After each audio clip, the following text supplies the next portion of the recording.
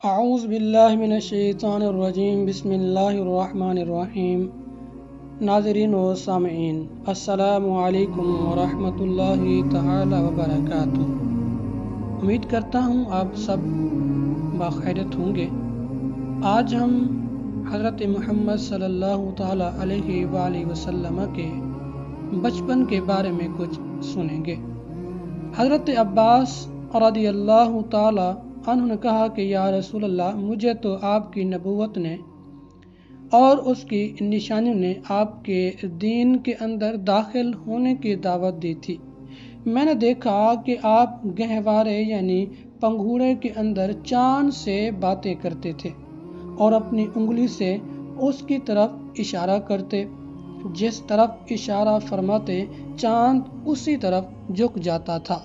اس پر آپ صلی اللہ تعالی علیہ وآلہ وسلم نے فرمایا، میں چاند سے باتیں کرتا تھا اور چاند مجھ سے باتیں کرتا تھا، اور وہ مجھے رونے سے بہلاتا تھا، اور اس کے عرش الہی کے نیچے سجدہ کرتے وقت میں اس کو تسبیح کرنے کی آواز کو بھی سنا کرتا تھا۔ سب سے پہلا کلام جو آپ صلی اللہ تعالی علیہ وآلہ وسلم نے کیا تھا وہ یہ تھا، اللہ اکبر کبیرہ والحمد للہ کثیرہ۔ حضرت حلیمہ کہتی ہیں کہ میں بنی سعد بن بکر کی عورتوں کے ساتھ مکہ کے اندر آئی۔ ہم سب عورتیں خشک سالی میں شیر خورانی یعنی دودھ پلانے کے لیے بچوں کی جستجو کرنے لگیں۔ میں ایک گدی پر آئی، نیز میرے ساتھ ایک بچہ اور ایک اونٹنی بھی تھی، اور وہ ایک قطرہ دودھ نہ دیتی تھی، اور ہم تمام رات اس بچے سمیت نہ سو سکتے تھے، اور میری چھاتی میں اتنا دودھ بھی نہ تھا جس سے بچہ شکم سیر ہو سکتا تھا، نہ اونٹنی کا دودھ اتنا تھا کہ جس سے ہم مدد لے سکتے۔ ہم مکہ پہنچ گئے، اور مجھے یقین ہے کہ خواتین میں سے ہر ایک کو موقع دیا گیا کہ وہ محمد رسول اللہ صلی اللہ علیہ وسلم کو دودھ پلائے، مگر جب اسے پتہ چلتا کہ یہ بچہ یتیم ہے تو وہ دودھ پلائی سے انکار کر دیتی۔ حسن اتفاق سے میری ساتھ ہی تمام عورتوں کو بچے مل گئے، اور اب میرے لیے سوائے آپ صلی اللہ علیہ وآلہ وسلم کے کوئی بچہ نہ تھا۔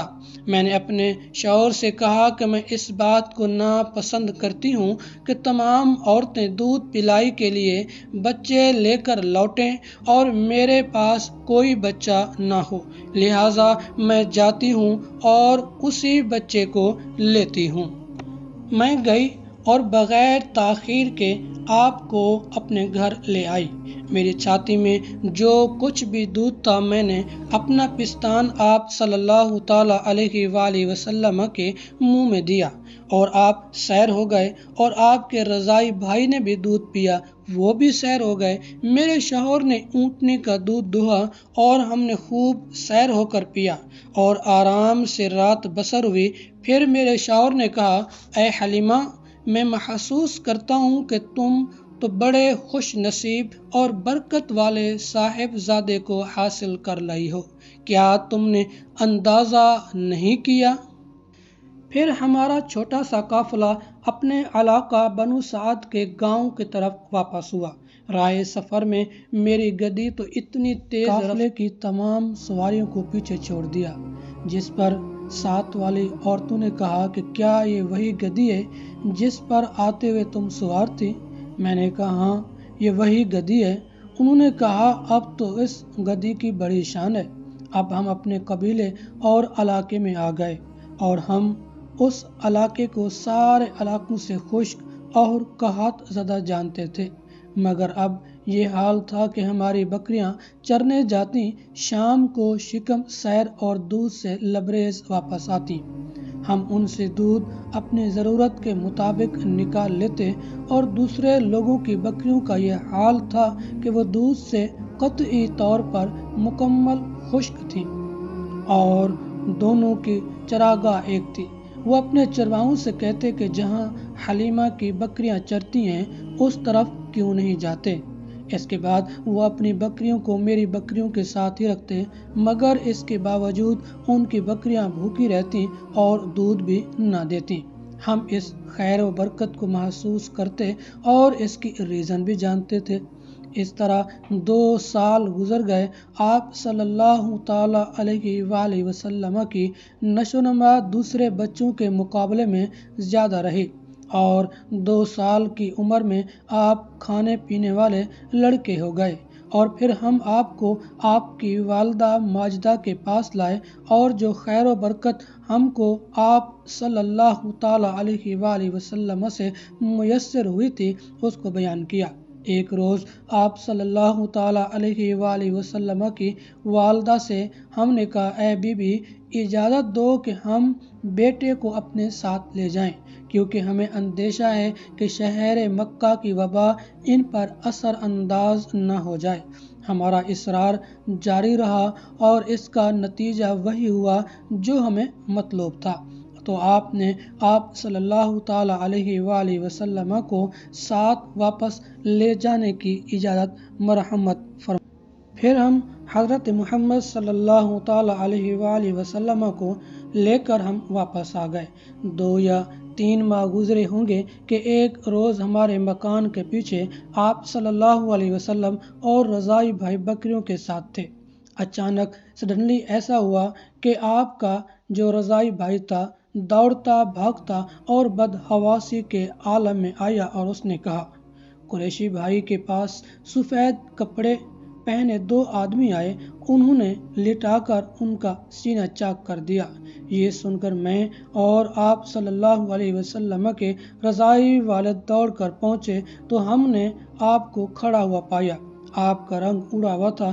آپ کے رضائی والد نے پوچھا اور ان کو سینے لگایا کہ کیا ماجرا ہوا ہے۔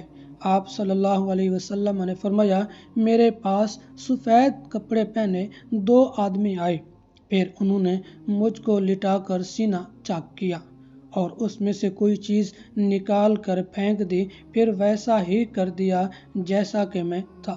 ہم آپ صلی اللہ علیہ وآلہ وسلم کو گھر پر لے آئے، پھر ان کے رضائی والد نے کہا، اے حلیمہ، مجھے تو ڈر ہو گیا ہے کہ ان کو کوئی مصیبت نہ پہنچ جائے، لہٰذا میرے خیال میں انہیں ان کے گھر والوں کے پاس پہنچا دینا چاہیے۔ حضرت حلیمہ کہتی ہیں کہ ہم آپ کو مکہ میں آپ صلی اللہ علیہ وآلہ وسلم کی والدہ کے پاس لے آئے۔